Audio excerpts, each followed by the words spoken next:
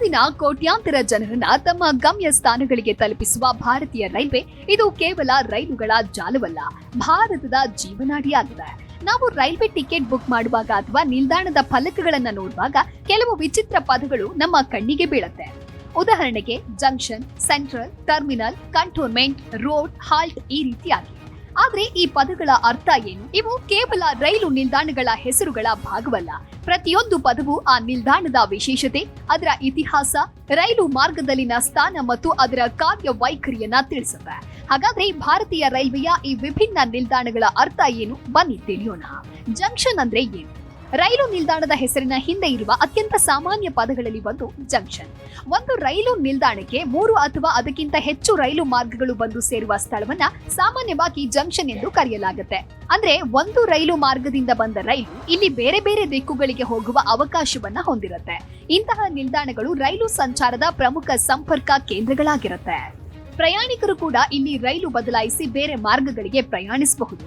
ಉದಾಹರಣೆಗೆ Hubballi junction railway station, Mysuru junction railway station, Vijayawada junction railway station ಇವು ಪ್ರಮುಖ ಜಂಕ್ಷನ್ಗಳಾಗಿವೆ. ಸರಳವಾಗಿ ಹೇಳಬೇಕು ಅಂತಂದ್ರೆ ಒಂದು ಸ್ಥಳದಿಂದ ಹಲವು ಮಾರ್ಗಗಳಿಗೆ ರೈಲುಗಳು ಹೊರಡುವ ಸ್ಥಳವೇ ಜಂಕ್ಷನ್. ಸೆಂಟ್ರಲ್ ಅಂದ್ರೆ ಏನು? ಒಂದು ದೊಡ್ಡ ನಗರದ ಅತ್ಯಂತ ಪ್ರಮುಖ ಮತ್ತು ಹೆಚ್ಚು ಜನನಿಬಿಡ ರೈಲು ನಿಲ್ದಾಣಕ್ಕೆ ಸಾಮಾನ್ಯವಾಗಿ ಸೆಂಟ್ರಲ್ ಎಂಬ ಹೆಸರು ನೀಡಲಾಗುತ್ತೆ. ಒಂದು ನಗರದಲ್ಲಿ ಹಲವು ರೈಲು ನಿಲ್ದಾಣಗಳಿದ್ರೂ ದೇಶದ ವಿವಿಧ ಭಾಗಗಳಿಗೆ ಹೆಚ್ಚಿನ ರೈಲು ಸಂಪರ್ಕ ಹೊಂದಿರುವ ಮುಖ್ಯ ನಿಲ್ದಾಣವನ್ನ ಸೆಂಟ್ರಲ್ ಎಂದು ಕರೆಯಲಾಗುತ್ತೆ. ಇವು ಸಾಮಾನ್ಯವಾಗಿ ಹಳೆಯ ಇತಿಹಾಸ ಹೊಂದಿರುತ್ತೆ, ಹೆಚ್ಚು ಪ್ರಯಾಣಿಕರನ್ನ ನಿರ್ವಹಿಸುತ್ತೆ, ಹಲವು ದೂರದ ಪ್ರಯಾಣದ ರೈಲುಗಳಿಗೆ ಸಂಪರ್ಕ ನೀಡುತ್ತೆ. ಉದಾಹರಣೆಗೆ Chennai central railway station, Mangaluru central railway station ನಗರದ ಪ್ರಮುಖ ರೈಲು ಪ್ರವೇಶ ದ್ವಾರ ಅಂದ್ರೆ ಅದು ಸೆಂಟ್ರಲ್. ಟರ್ಮಿನಲ್ ಅಂದ್ರೆ ಏನು? ಟರ್ಮಿನಲ್ ಅಂದ್ರೆ ರೈಲು ಮಾರ್ಗದ ಕೊನೆಯಲ್ಲಿರುವಂತಹ ನಿಲ್ದಾಣ. ಇಲ್ಲಿ ರೈಲು ಹಳಿಗಳು ಮುಂದೆ ಮುಂದುವರಿಯುವುದಿಲ್ಲ. ಹೀಗಾಗಿ ರೈಲು ಆ ನಿಲ್ದಾಣಕ್ಕೆ ಬಂದ ನಂತರ ಮತ್ತೆ ಅದೇ ಮಾರ್ಗದಲ್ಲಿ ಹಿಂದಿರುಗುತ್ತೆ. ಇಂತಹ ನಿಲ್ದಾಣಗಳಲ್ಲಿ ರೈಲುಗಳ ದಿಕ್ಕು ಬದಲಾವಣೆಗಾಗಿ ವಿಶೇಷ ವ್ಯವಸ್ಥೆ ಇರುತ್ತೆ. ಉದಾಹರಣೆಗೆ sir M Visvesvaraya terminal railway station, Chhatrapati Shivaji Maharaj terminal. ಒಟ್ಟಾರೆಯಾಗಿ ಟರ್ಮಿನಲ್ ಅಂದ್ರೆ ರೈಲು ಪ್ರಯಾಣದ ಅಂತಿಮ ನಿಲುಗಡೆಯ ಸ್ಥಳ. ಹಾಗಾದ್ರೆ ಕಂಟೋನ್ಮೆಂಟ್ ಅಂದ್ರೆ ಏನು ನೋಡ್ತಾ ಹೋಗೋಣ. ಕಂಟೋನ್ಮೆಂಟ್ ಎಂಬ ಪದವು ಸೇನಾ ಪ್ರದೇಶಕ್ಕೆ ಸಂಬಂಧಪಟ್ಟಿದ್ದು. ಸೇನಾ ಕ್ಯಾಂಪ್ ಅಥವಾ ಮಿಲಿಟರಿ ಪ್ರದೇಶಗಳ ಹತ್ತಿರ ನಿರ್ಮಿಸಲಾದ ರೈಲು ನಿಲ್ದಾಣಗಳಿಗೆ ಸಾಮಾನ್ಯವಾಗಿ ಕಂಟೋನ್ಮೆಂಟ್ ಎಂಬ ಹೆಸರು ಬರುತ್ತೆ. ಬ್ರಿಟಿಷರ ಕಾಲದಲ್ಲಿ ಸೈನಿಕರು ಶಸ್ತ್ರಾಸ್ತ್ರಗಳು ಮತ್ತು ಯುದ್ಧ ಸಾಮಗ್ರಿಗಳನ್ನ ಸಾಗಿಸುವುದಕ್ಕೆ ಇಂತಹ ನಿಲ್ದಾಣಗಳಿಗೆ ಹೆಚ್ಚಿನ ಮಹತ್ವ ನೀಡಲಾಗಿತ್ತು. ಇಂದಿಗೂ ಇವು ಸೇನಾ ಪ್ರದೇಶಗಳಿಗೆ ಪ್ರಮುಖ ಸಂಪರ್ಕ ಒದಗಿಸುತ್ತೆ. ಉದಾಹರಣೆಗೆ Bengaluru cantonment railway station. Road ಎಂದರೆ ಕೆಲವು ಪ್ರಸಿದ್ಧ ಸ್ಥಳಗಳಿಗೆ ನೇರವಾಗಿ ರೈಲು ಮಾರ್ಗ ಇರುವುದಿಲ್ಲ. ಆದ್ರೆ ಅದರ ಹತ್ತಿರದ ರೈಲು ನಿಲ್ದಾಣದಿಂದ ರಸ್ತೆ ಮೂಲಕ ಆ ಸ್ಥಳವನ್ನ ತಲುಪಬಹುದು. ಅಂತಹ ಸಂದರ್ಭಗಳಲ್ಲಿ ಆ ಸ್ಥಳದ ಹೆಸರಿನೊಂದಿಗೆ ರೋಡ್ ಎಂಬ ಪದವನ್ನ ಸೇರಿಸಲಾಗುತ್ತೆ. ಅಂದ್ರೆ ಈ ರೈಲು ನಿಲ್ದಾಣದಿಂದ ಮುಂದೆ ರಸ್ತೆ ಮಾರ್ಗದ ಮೂಲಕ ಹೋಗಬೇಕು ಎನ್ನುವಂತ ಅರ್ಥವನ್ನ ಸೂಚಿಸುತ್ತೆ. ಉದಾಹರಣೆಗೆ ಗೋಕರ್ಣ ರೋಡ್ ರೈಲ್ವೆ ಸ್ಟೇಷನ್. ಇಲ್ಲಿಂದ ಗೋಕರ್ಣ ಪಟ್ಟಣಕ್ಕೆ ರಸ್ತೆ ಮೂಲಕ ಪ್ರಯಾಣಿಸಬಹುದು. ಹಾಲ್ಟ್ ಅಂದ್ರೆ ಅತ್ಯಂತ ಸಣ್ಣ ರೈಲು ನಿಲ್ದಾಣ. ಇಲ್ಲಿ ಸಾಮಾನ್ಯವಾಗಿ ಕೆಲವು ಪ್ಯಾಸೆಂಜರ್ ರೈಲುಗಳು ಮಾತ್ರ ನಿಲ್ಲುತ್ತೆ. ರೈಲುಗಳು ಕೆಲವೇ ನಿಮಿಷಗಳ ಕಾಲ ನಿಲ್ಲುತ್ತೆ. ದೊಡ್ಡ ಮಟ್ಟದ ಸೌಲಭ್ಯಗಳಿರೋದಿಲ್ಲ. ಗ್ರಾಮೀಣ ಪ್ರದೇಶದ ಜನರಿಗೆ ಸ್ಥಳೀಯ ಪ್ರಯಾಣದ ಅನುಕೂಲಕ್ಕಾಗಿ ಇಂತಹ ನಿಲ್ದಾಣಗಳನ್ನ ನಿರ್ಮಿಸಲಾಗುತ್ತೆ. ಫ್ಲಾಟ್ ಸ್ಟೇಷನ್ ಅಂದ್ರೆ ಏನು?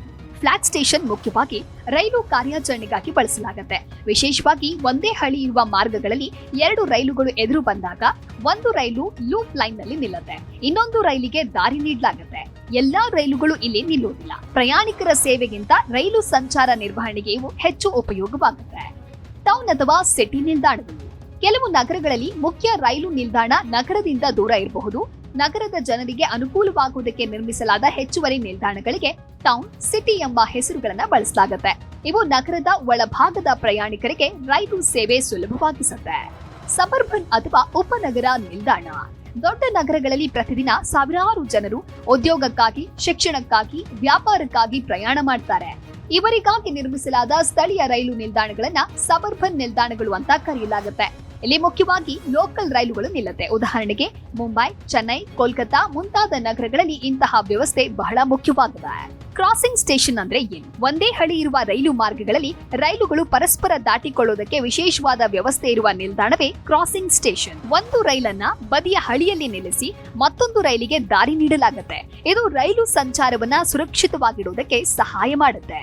ಕೋಚಿಂಗ್ ಟರ್ಮಿನಲ್ ಅಂದ್ರೆ ಏನು?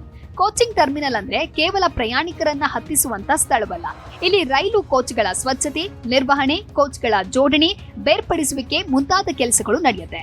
ದೂರದ ಪ್ರಯಾಣದ ಹಲವು ರೈಲುಗಳು ಇಂತಹ ಟರ್ಮಿನಲ್ಗಳಿಂದ ಆರಂಭವಾಗುತ್ತೆ. ಸ್ಯಾಟಲೈಟ್ ಟರ್ಮಿನಲ್ ಅಂದ್ರೆ ಏನು?